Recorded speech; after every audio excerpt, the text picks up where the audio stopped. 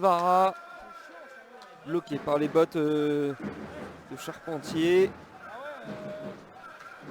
Et Grenoble là, qui semble avoir pris un peu le momentum dans cette partie. Et au moment où je le dis, c'est Damien Fleury qui vient ouvrir son compteur ce soir et son compteur en 2022. Premier but pour les Brûleurs de Loup après un peu plus de 3 minutes de jeu. Il est l'œuvre du meilleur pointeur de cette équipe grenobloise, Damien Fleury, qui vient inscrire son 19e but cette année et renforce sa place de leader du championnat en la matière. Là, le duo grenoblois Damien Fleury et Nicolas Deschamps qui est en train vraiment de s'échapper en tête des meilleurs pointeurs.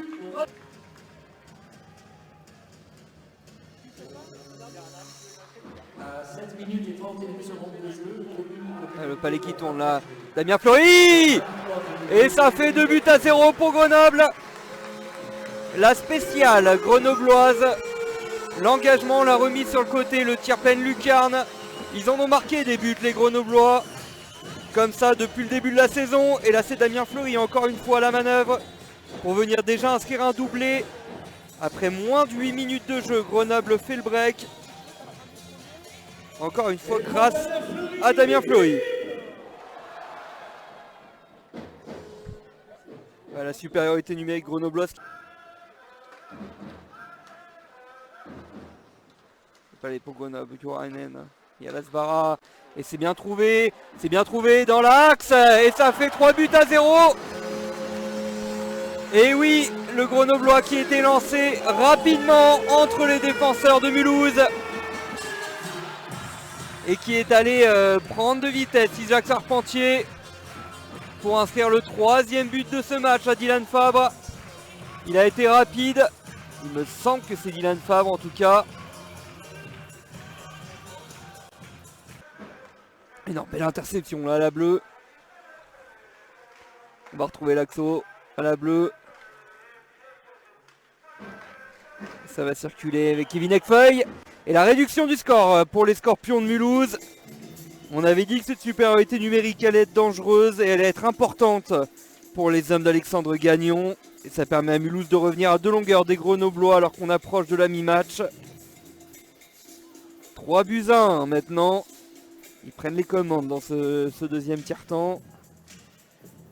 Et ils reviennent à 2 longueurs des Grenoblois. Mais bon pressing là, un pressing encore une fois qui s'intensifie de minute en minute. Del Coudry là qui entre très bien, le palais conservé à la bleue, dévié. Et ça fait but. 4-2, dévié 2 fois. Et ça fait 4-1 pour les Brûleurs de Loup de Grenoble qui ont bien su réagir. Les Scorpions qui étaient en train de monter en puissance dans ce deuxième tiers. Avec ce retour à 3-1 qui aurait pu marquer un deuxième but. Il aura fallu un gros Raph Garnier. Et à l'instar du premier but mulhousien, qui faisait directement suite à une grosse action grenobloise. Et là on a une grosse action et un palais récupéré en 2 temps.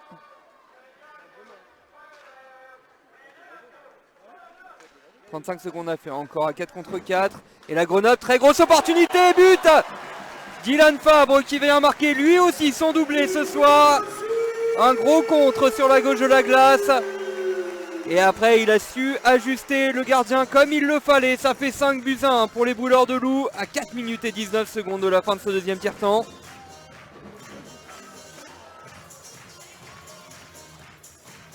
On va rester à 4 contre 4 hein, évidemment. Et là un avantage de 4 buts pour les Grenoblois.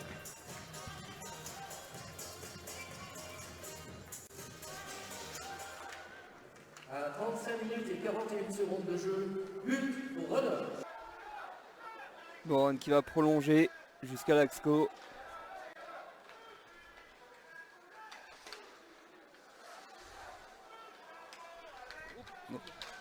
Les Scorpions à la bleue. Et les Scorpions qui ont trouvé. Et les Scorpions qui vont revenir à 3 longueurs.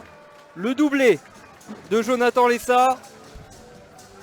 Jonathan Lessard qu'on voit très peu là dans le jeu des Scorpions dans ce match. Mais qui est là au moment où il faut pour venir inscrire des buts. Et ça fait 5-2. Le doublé pour Jonathan Lessard. Il manque beaucoup de doublés ce soir. Avec Favre et Fleury du côté grenoblois. Lessard du côté de Mulhouse.